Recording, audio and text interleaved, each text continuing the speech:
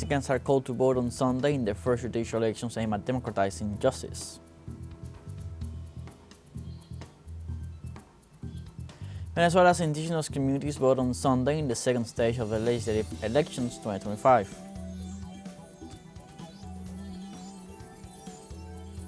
And in Palestine, Israel killed at least 30 people in a new attack on an aid distribution center in southern Gaza.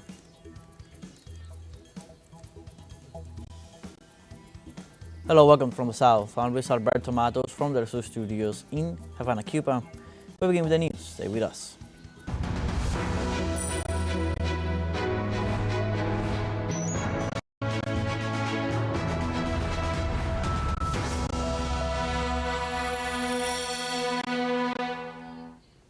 At least 99 million Mexicans are called to vote on Sunday in the first judicial elections aimed at democratizing justice. At 6 p.m. local time, the district boards will be ready to begin receiving the election packages and thus begin the counting of votes in this unprecedented election to choose the members of the judiciary, according to the National Electoral Institute.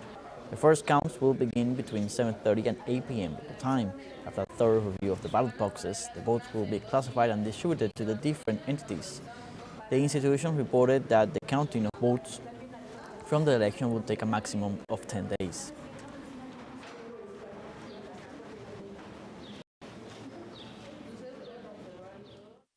Mexican National Electoral Institute President Guadalupe Tadei described these direct popular vote elections to the judiciary as unprecedented and as a way to strengthen the separation of powers. So far, we have set up 79,931 polling stations throughout the country, which represents 95.8% of the initially foreseen total number of polling stations. Today we're witnessing an unprecedented moment in the democratic history of Mexico, with people actively taking part in the formation of one of the three powers of the Union. This is a unique opportunity to strengthen the division of powers and to have a judicial system that's closer to the people. In this context, the President of Mexico, Claudia Sheinbaum, exercised her right to vote early on Sunday at the polling station located at the Museum of Art of the Secretariat of the Treasury in the historic center of Mexico City. The President was accompanied during the democratic exercise by her husband, Jesus Maria Tarriba. Afterwards, while being greeted by the population at the site, the head of state exclaimed, "Long live democracy," and showed her thumb stained with indelible ink. This was Sheinbaum's first vote as head of the federal executive and the first vote ever cast by a woman president in the country.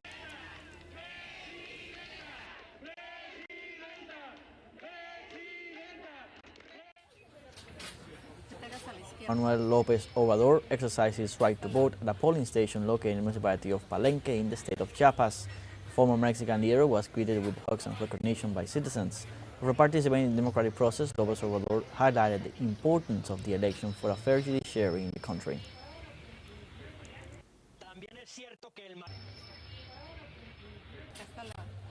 Elección histórica. Nunca en la historia de nuestro país. A historic election. Ever in the history of our country. The people, in a direct manner, had decided and had the right to elect judges, magistrates, ministers of the judiciary. It is the first time in history. That is why I wanted to participate in these historic elections.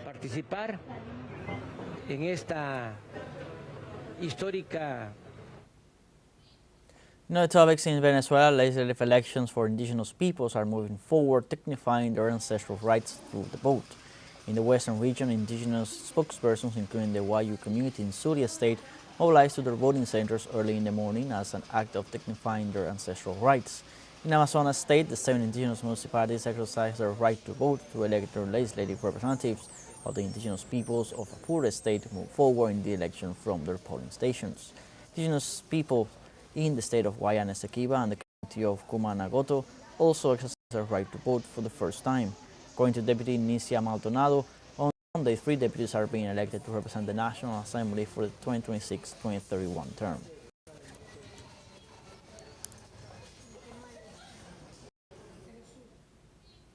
And in this context, in the state of Zulia, the Wayu is one of 5 indigenous peoples participating on Sunday's electoral process. In Maracaibo, Wayu delegate Luis Gonzalez stressed on the importance of the elections for Venezuelan indigenous communities.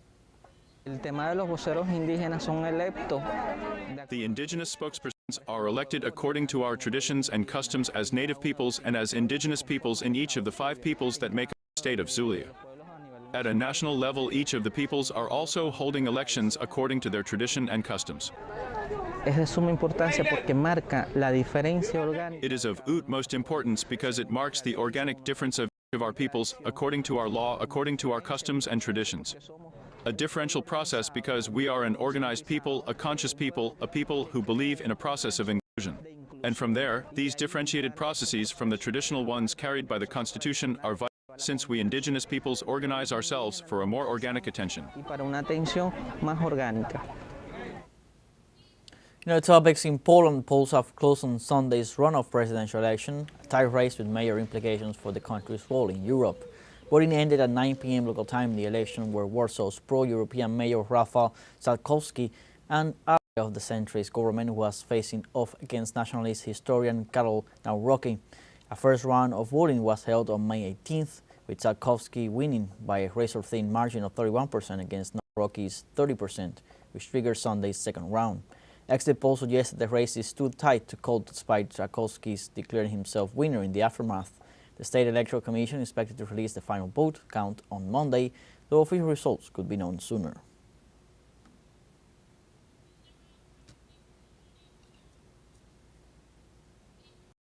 Now we are coming up. Remember, TikTok, my news in different formats, news, and much more.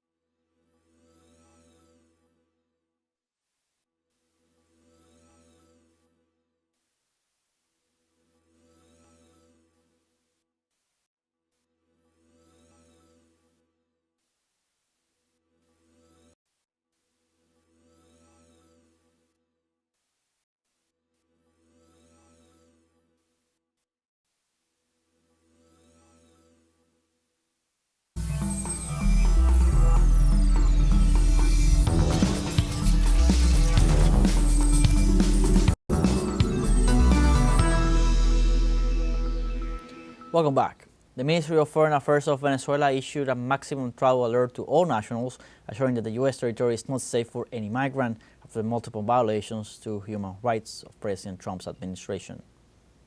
The Bolivarian government of Venezuela, through the Ministry of the People's Power for Foreign Affairs, issues a maximum level travel alert to all Venezuelan nationals.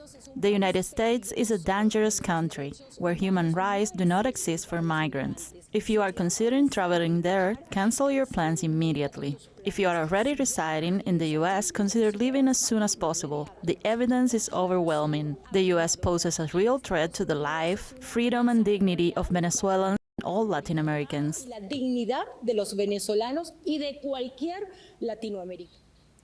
Venezuela welcomes the Speaker of the Iranian Parliament, Mohammad Bagher Ghalibaf, with the aim of strengthening bilateral relations.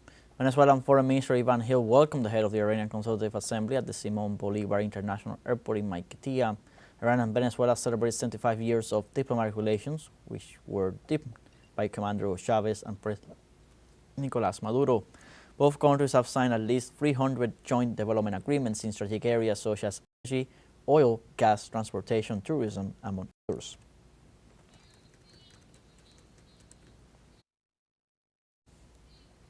And as part of his visit, the President of the Consultative Assembly of Iran, Mohammad Bagher Ghalibaf, participated in the presentation of a floral offering at the sarcophagus of the liberator Simon Bolivar. With this act, Venezuela reaffirms its diplomacy of peace and brotherhood with Iran. The Persian delegation will fulfill an extensive agenda of activities in the South American nation to strengthen the strategic alliances between both nations.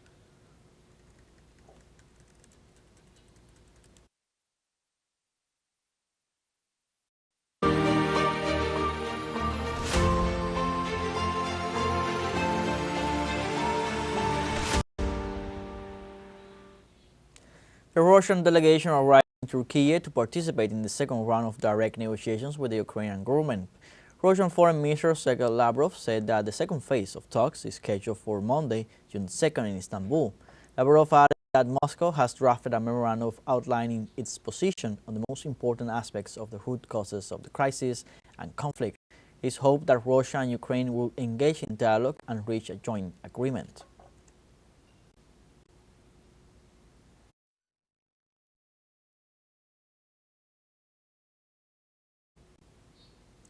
Russian authorities denounced as terrorist attacks the explosions that caused train derailments over the weekend. The first attack occurred at 10:50 p.m. on Saturday at a railway line in the Vygotsky district of Bryansk region, where the structure of a road bridge was detonated and debris fell on a passenger train. The incident left 7 people dead and 66 wounded. In addition, at 3 a.m. on Sunday, a railway bridge was also blown up in Kursk Oblast, leaving an engineer and his 2 assistants injured. In this context, the Russian Investigative Committee classified the bridge collapses as a terrorist attacks, with official representative Svetlana informing they were deliberately blown up.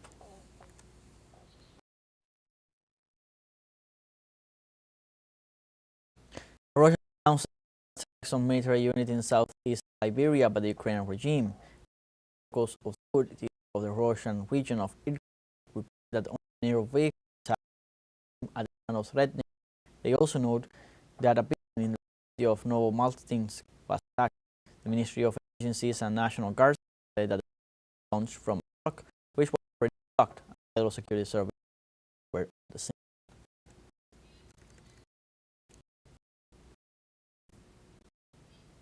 And announced the attack by Ukrainian unmanned drones through airfields. The Ministry of Defense stated that the attacks were carried out in several Russian, including Irkutsk, Ivanov, Ryazan, and Amur. The ministry also emphasized that the attack was repelled and no injuries or fatalities were reported. Russian security forces indicated people responsible for the Ukraine were arrested. The ministry also emphasized that the attack was repelled and no injuries or fatalities were reported.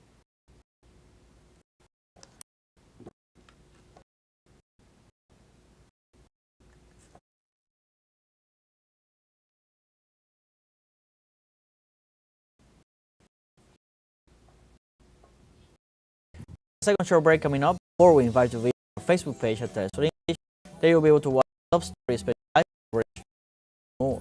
Follow our page and activate our official podcast to stay up to date on the world's recent events. Final break, and I'll be right back with more.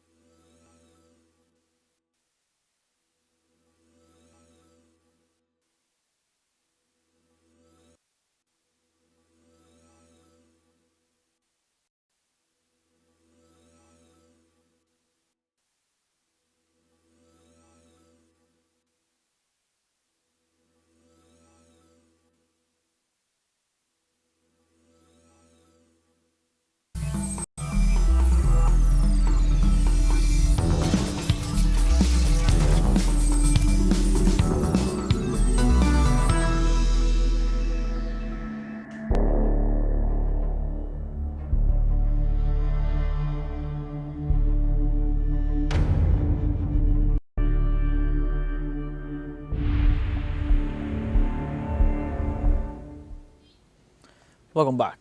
At least 30 people were killed by Israel in a new attack on an aid distribution center in southern Gaza, to where thousands of people turned in desperation amid the famine ravaging the Palestinian enclave. The attacked distribution center is run by a U.S. group in Rafah. The Gaza government media office issued a statement confirming that the attack by the occupation army also left 150 people injured and that the number of casualties is likely to rise. They say the killings reflect the nature of these areas as death traps, not as humanitarian aid points. They also denounced what they describe as a systematic and malicious use of aid as a tool of war used to blackmail starving civilians and forcibly round them up at exposed extermination points.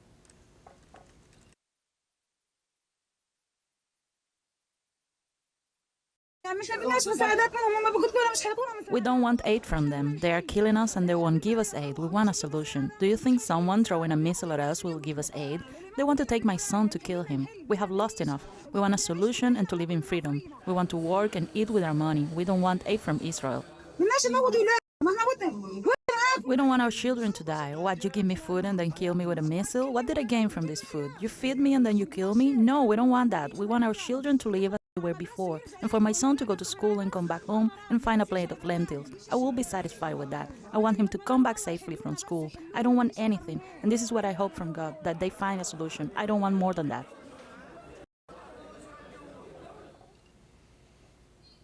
Human rights organizations, on behalf of Palestinian prisoners, are denouncing violence by Israeli Megiddo prison administration, especially against minor prisoners. According to the organizations, the prisoners are subjected to systematic malnutrition and repeated beatings. Lawyers claim that the prison administration frequently denies inmates the legally stipulated outdoor time of 1 hour a day.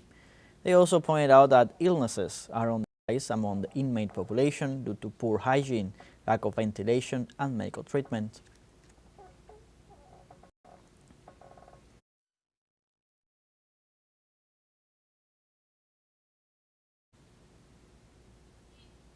And in Yemen, the armed forces say they have successfully carried out military operations against Israeli targets in support of the Palestinian people and in rejecting of Tel Aviv's genocide in Gaza. Army spokesman said the attack was carried out against the Ben Gurion airport in the occupied city of Jaffa, disrupting its normal operation. They also welcomed the extent of the partial blockade of air traffic, stressing that they are aiming at completely disrupting operations in that airport. They also urged Israel to abide by the Yemeni authorities' ban or stop the aggression against people in the Gaza Strip and to lift the siege imposed on the enclave.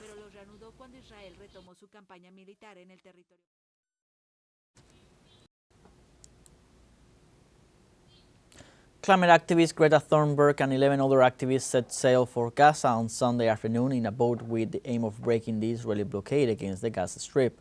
The Matlin sailboat, operated by the activist group Freedom Flotilla Coalition, set sail from the Sicilian port of Catania in Italy. The activists will attempt to reach the Gaza coast in order to deliver aid and raise awareness amongst the international community about the humanitarian crisis experienced by its inhabitants. A previous attempt to reach Gaza by sea in May failed after another of the group's ships, the Conscience, was attacked by drones in international waters off the coast of Malta. The group blamed Israel for the attack.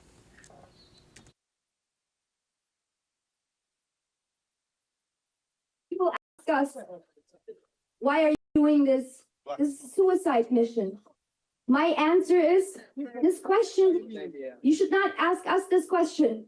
You should turn to Israel and to its allies and ask them, why are you doing this? Why are you killing children? Why are you starving them? Why have you been ethnically cleansing Palestinians for 80 years? And we are doing this because no matter what odds we are against, we have to keep trying. Because the moment we stop trying is when we lose our humanity. And no matter how dangerous this mission is, it is nowhere near as dangerous as the silence of the entire world in the face of a life-stream genocide.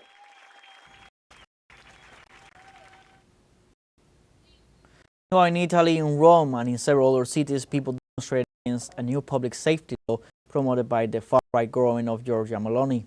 Demonstrators denounced that the law, which passed last week, curtails civil liberties and criminalizes social protest. The law promoted by the Brothers of Italy party includes harsher penalties for protesters extension of mass surveillance and restrictions on NGOs and migrant groups. The new law has been denounced as repressive and designed to please Meloni's voters, and it will also protect police officers involved in cases of violence.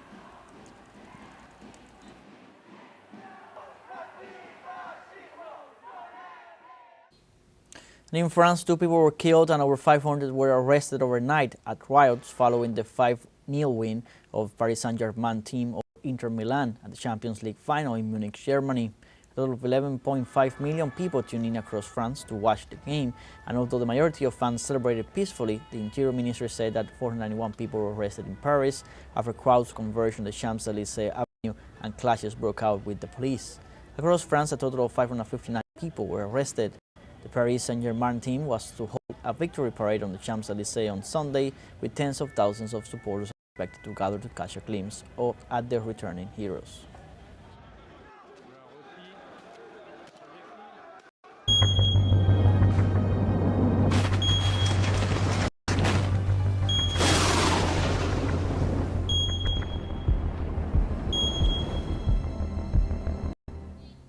At least 30 people have died in India's northeast after monsoon rains caused floods and landslides over the weekend. In this regard, authorities reported on Sunday the death of at least 8 people in the Assam state and 9 more in neighboring Arunachal Pradesh, many of them buried under earth and debris dislodged by the downpour.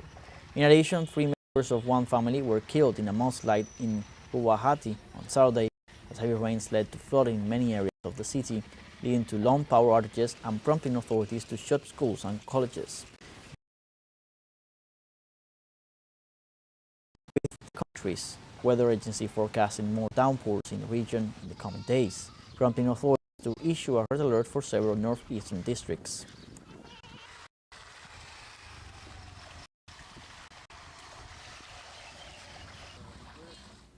And in Costa Rica, authorities have warned about the proximity of a new tropical wave with heavy rains to hit the country shortly. The National Meteorological Institute said the weather phenomenon will impact the Central Pacific, South Pacific, and northern regions, and that the rain will be accompanied by thunderstorms and increased humidity levels. This is the 4th tropical wave of the season, which coincides with hundreds of reports of flooding throughout the country due to seasonal rainfall over the last days. Therefore, the authorities warned the effects will be greater.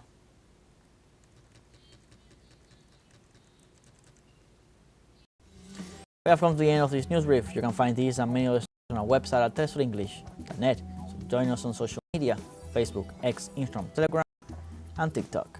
TeleSUR English, I'm Luis Alberto Matos. Thank you for watching.